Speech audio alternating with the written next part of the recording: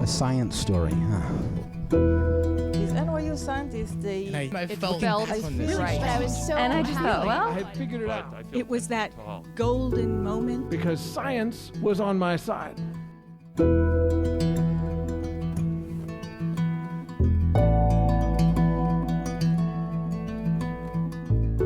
Hey everyone, welcome to the Story Clatter, where true personal stories about science help us to discover how weird and wonderful it is to exist in this world and be a human.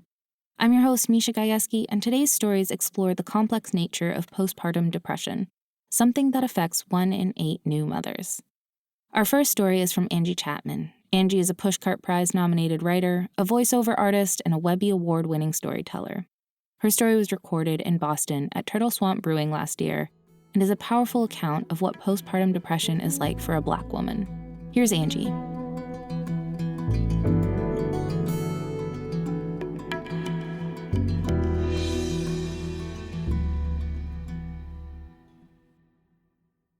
I'm 3 months pregnant and 42 years old, and I'm really excited about being pregnant with our third child, because my hair is growing luxuriously. I can eat whatever I want. And it's, I feel really good. My doctors, on the other hand, are kind of nervous because I'm a Black woman, in case you hadn't noticed. And Black maternal health is high risk, especially if you're over 40. But I ignore them because I have something else that's on my mind, and that is that my husband is about to lose his job. We know already that his division at the company is going to be sold someplace else, so he'll get a nice payout and everything, but those don't last forever, and babies do. Fortunately, they already announced it and everything, so he's looking really hard for a job, and he brings this description of a job that he wants to me. And I scan it for the most important information there is: location. See, we have moved already a couple of times in our marriage, and I wanted to settle with our children in this house that we had built for us. But what can you do? He needs a job. We have 3 children. So it says on the sheet, somewhere in the Midwest. And I know right away that that's not Chicago, because recruiters on the East Coast are familiar with that New Yorker magazine cover where they look out west of the United States and all they see is Chicago and then LA. So I think to myself, well, Minneapolis, Mall of America, that's going to be okay. Omaha, Warren Buffett territory. Anytime there's a billionaire in a town, it's going to be okay. And Kansas City, blues, jazz, and barbecue. Okay, great. He comes back after the initial interview and he says, it's in Des Moines. Iowa? I don't want to go to Iowa. There are no Black people there. Every time you see the caucuses and the presidential candidates on the main road of the Iowa State Fair shaking hands, I dare you, I'm sure there's only one Black person on that road, and he was put there for just to pretend like Iowa has Black people. And so I'm like, no, I'm not going. And my husband's like, what? Huh? What? What do you mean you're not going? And I'm like, well, I just had this baby. She's wonderful. And I need to stay here in Connecticut till I'm past the 6-month mark with the child, because I don't want to be looking for new doctors and somebody to check my health and everything. So you go ahead, send money, and we'll be fine. So my husband's not a fool. And he knows me. And so he took our oldest son, Adam, with him to Iowa as captive. I don't care. Boys can live there. Me and the 2 girls can live here. It'll be fine, because I'm not going to Iowa. Okay, time passes. And I start to get really depressed. And so I call my mother, because on the one hand, I am missing my son and my husband a little bit. But, I can't, and I'm exhausted because I have my older girl who still has to go back and forth to school, and then this baby. So I call my mother, crying on the phone. And I call my mother the next night, and I call my mother the next night. And finally, my mother says, you need to see somebody. I can't listen to this all the time. You're going to have to move. You have to have your family together. Just swallow it and, get on with it. And she said, and since you've been crying every night, do you cry during the day? And I said, well, sometimes. She's like, yeah, that sounds like postpartum depression. Maybe you should go see your doctor. So I'm like, okay, that's a good idea. I am tired of, using all these Kleenexes and throwing them out at the end of the night. I called them. And so I got the nurse practitioner, and she asked me 2 questions. She said, do you have any thought of hurting your baby? And I said, no, she's really cute. I like her. Do you have any thoughts of hurting yourself? And I paused for just a moment. And she said, I want you to come in right now. And I did. And they gave me some medicine. And I felt better, but I was kind of worried because I was breastfeeding. And I didn't want my baby to have any drugs. I just wanted her to have my nutritious milk made specifically for her. So I called my mother again. And she told her what happened and everything. And she's like, well, I work, so I can't be up with you all night listening to you cry. So what you should do is, don't you have a church home? You should go see your pastor. And I'm like, oh, yeah, that would be nice. Okay, I'll go over there. So I called her. I made an appointment. We sat, we had tea and cookies. And she said, listen to me. She listened to me whine about the situation and how I really didn't want to move to Iowa. And she just nodded her head. And she said, do you know Lori? And it's like everybody in the church knows Lori. Lori had stage 3 cancer, and she survived. And I said, well, yeah, of course I know Lori. She's like, I want you to talk to her. And I'm like, okay, that wasn't what I expected you to do, but I'll follow your directions. I thought she was going to give me some scripture to read or something like that. So I went down to Wesleyan where Lori was working, and she took me out to lunch. And she told me her story about cancer and how the only way that she beat cancer was to change her life. She had to eat differently. She had to work less. She had to exercise. And she said, and all of those things were really hard for me to do, but I did them because I wanted to live. And actually what I learned from that is, whenever God gives you a change that you don't want, think of it as a gift. Don't complain about the wrapping paper.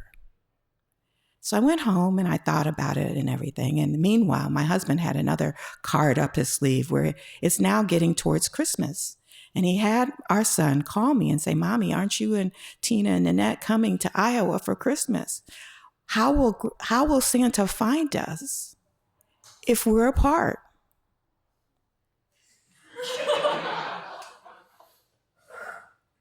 Okay, so we came for Christmas, and we stayed for just a little while. That's what I told him. I'm only going to stay for a little while.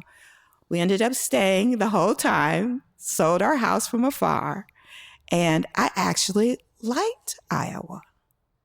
I could get my hair done. There were Black people. The reason why they weren't on the midway at the state fair is because they had been going to the state fair since the time they were 2 years old, and they got tired of it. I made friends, I had community. And so now, whenever another change comes upon me that doesn't feel quite right, I tell myself, this is a gift. Stop complaining about the wrapping paper. Thank you.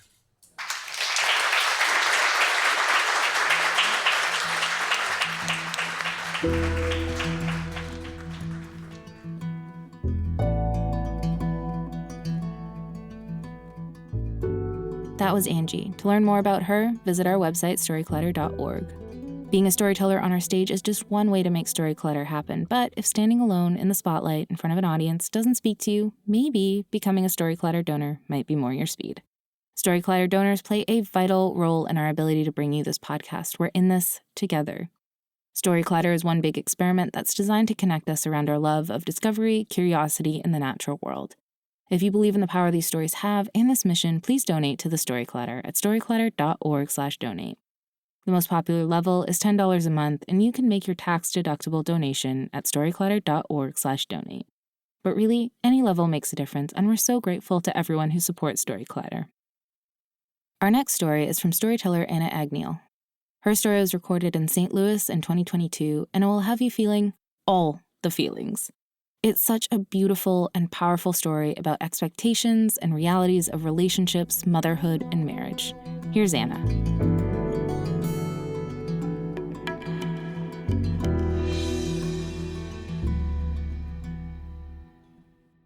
A dyad is the smallest possible relationship possible in sociology.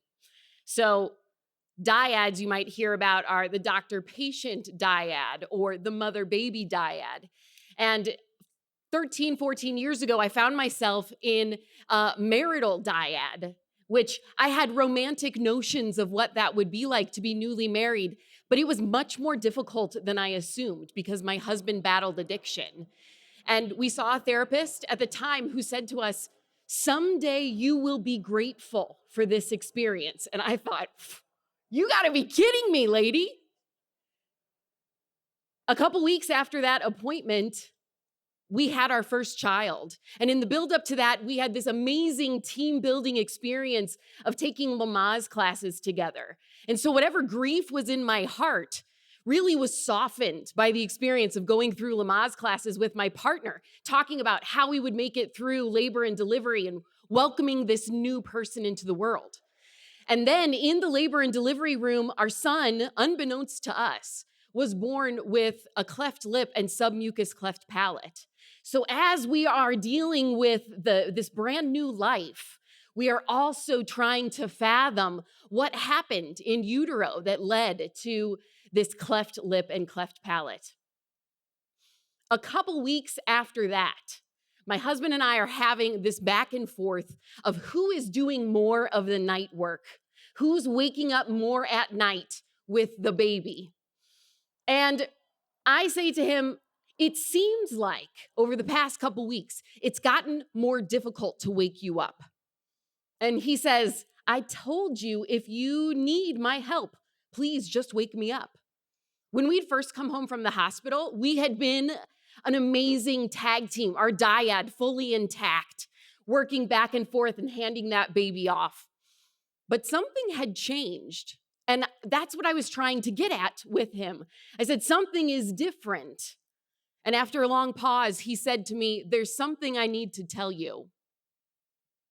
I need you to get the painkillers out of the house. And I didn't know exactly what he meant until I realized I had been prescribed painkillers after labor and delivery. So I went and I found the pill bottle and realized it was greatly diminished. I hadn't been taking them. So I brought it to him and I said, there's a lot missing from this bottle. Have you been taking these? And he said, yes.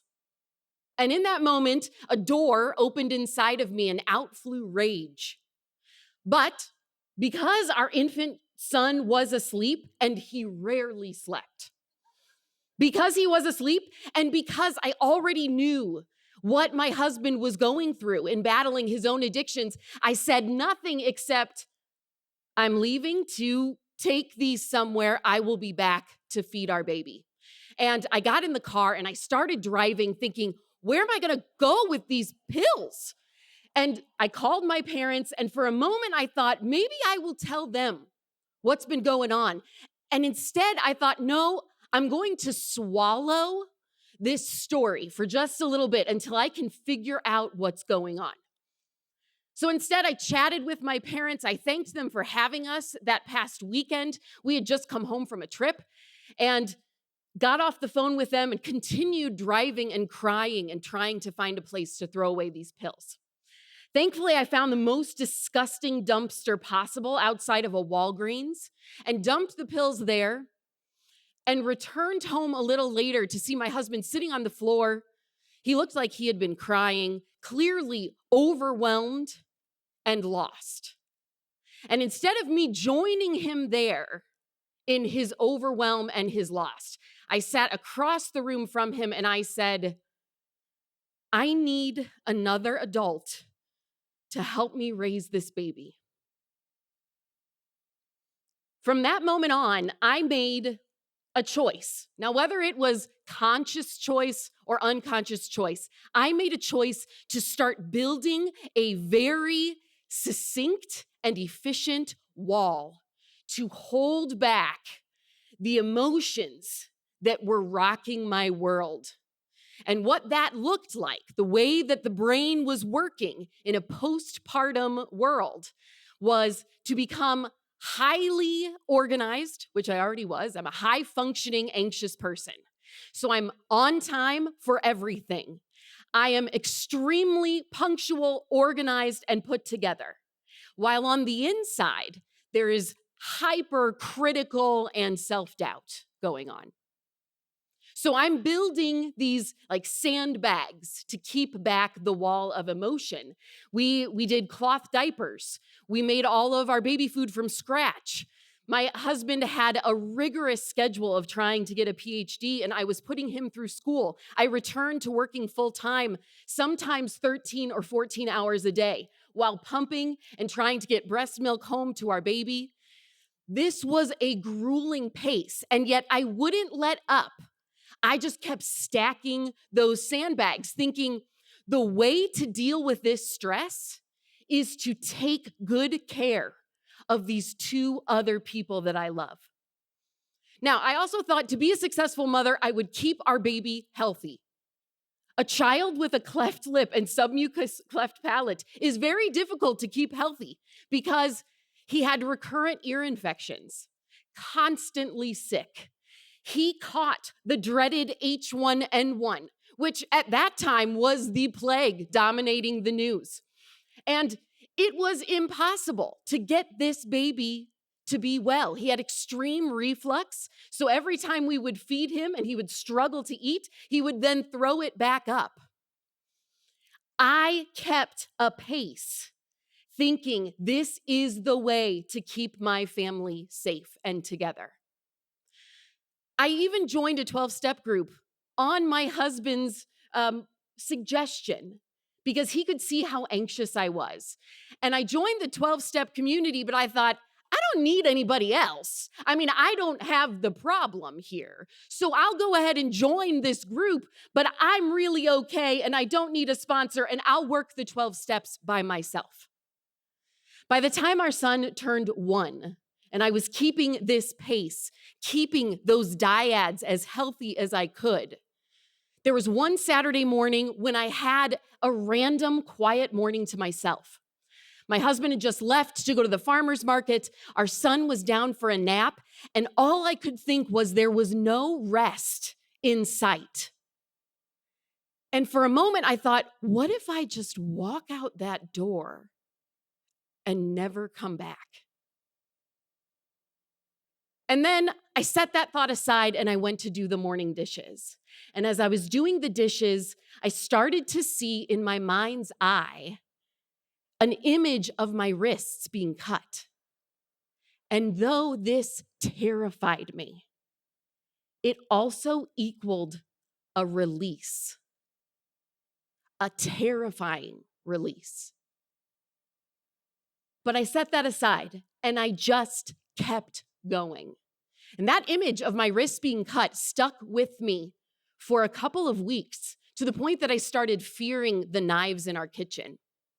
And one night, we're going to sleep, the lights are out, our son is sleeping through the night by this point. And I say to my husband, it's gotten really dark for me. And he said, what do you mean? And I said, sometimes I'm not sure it's worth it. And I've started to fear the knives in the kitchen. And he said, if you have that feeling in the middle of the night, will you please wake me up? And I thought, I mean, that's a compassionate thing to say. But also, he was a hard person to wake in the middle of the night. We already knew this. The next morning, our son had yet another medical appointment. I had another long day of work ahead of me. We were getting our son ready for yet another surgery. And as I dropped our baby off with the nanny, she looked at my face and she could tell I was struggling. And she said to me, "What's going on?" I said, I'm having a rough day. And I handed her our son, and she was holding him in her arms, and I started to cry. And our sweet son reached over and wiped one of my tears off of my cheek. And then he rubbed it in his fingers, and then he wiped it on his shirt. And I cried more. I said goodbye to them, and I got in the car, and I called my mom. And I said, "Mom, it's gotten really dark." My mom is a nurse. So my mom flips into a very medical mind. She said, "Tell me what you mean." I said, "I've started to feel like it's not worth it to live. And I've become really afraid of the knives in the kitchen." And my mom said, "Do you have a plan? Where are you right now? Talk me through where you're going. And I'm going to call some people, and I'm going to call you back. And I will make sure you are where you are when I call you back." This began a cascade of events. Like that dam that I had built up for myself, everything started to push over the dam. My mom called my husband. My mom called my dad. My mom called my sister-in-law to find out who could come support me. We ended up going to the ER that day, being checked out by some doctors who then sent me on to a psychiatric facility to find out if it would be better for me to have inpatient care, and which meant it was a long, long day. And as we got to maybe 10 o'clock at night, a short African man came out. The doctor said, "I'd like to speak with you." And I thought my husband would come with me back to this room. And the doctor said, "No, he has to stay out here." And this felt jarring. It felt like, this is my dyad. You can't take my dyad from me. But we get back to this room, and the doctor and I talk for a long time, and he had a thick accent. And I was explaining to him everything that had transpired in the year, from the addiction and the recovery and the relapses, to me trying to care for my husband, to caring for a baby with high medical needs who was constantly sick, a working job that I just couldn't quite keep up with anymore. And the doctor finally says to me, "You are afraid of your marriage." And for a moment, I thought maybe this has been lost in translation. I said, "No, I'm not afraid of my marriage. My husband does not physically harm me." And he said, No, you are afraid of your marriage ending." And at that moment, the doctor sliced right through my dyad and stood between the two of us and helped me to refocus what exactly I had been doing. And I began to cry harder, and I said, "Yes, I am." And he said, "You have a baby at home, right?" And I said, "Yes, I do." And again, he stepped right into that mother-baby dyad and refocused me. And he said, "If I let you go home tonight, you are going to go take care of that baby, right?" And I said, "Yes, I am." And he said, "I believe you." And with the doctor's belief in me, I could suddenly, for at least 12 hours, believe in myself that for 12 hours, I would not hurt myself. That doctor and I, we made a plan for the next day for me to see a primary care physician, for me to begin regular, consistent therapy, to possibly start medication. But what he did for me in that night when he sent me back home was he sent me back home with the belief that I could still participate in these dyads, but I needed to participate in a different way. I had a huge road ahead of me. Therapy for me, therapy for my husband, therapy for us together, still raising a baby with a mountain of issues ahead of him. But I began to understand something different about dyads. And I think that perhaps sociologists have it slightly wrong, because the smallest possible group for us humans is not that mother-baby or that doctor-patient or that spouse and spouse. The smallest possible group that is most important is the relationship that I have with myself. And I am only as good in that dyad as I am with who I am myself. Thank you.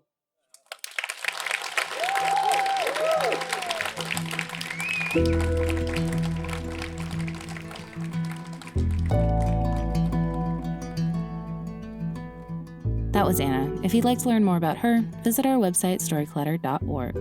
Our website is just one way to connect with Storyclutter, but there are so many other ways, and we hope you'll use them all. You can always follow us on social media. We're on Twitter, Facebook, Instagram, and TikTok. Head to storyclutter.org to become a financial supporter, or if you want to come to one of our shows or want to start your own Storyclutter show in your community, you can learn all about that on our website too. This podcast is produced by me, Misha Gajewski, along with Nikisha Roberts-Washington, Jen Chen, and Aaron Barker, Executive Director and co-founder of the Storyclutter. The stories featured in today's episode were produced by Catherine Wu, Bart Thompson, Charlie Blake, and Sam Lyons. Special thanks goes out to Storyclutter's board and staff, including Anne-Marie Lonsdale, Leslie Brinson, and Lindsay Cooper. Our theme music is by Ghost, and next week I'll be back with stories that explore why we seem to care about other people's opinions. Until next time, thanks so much for listening.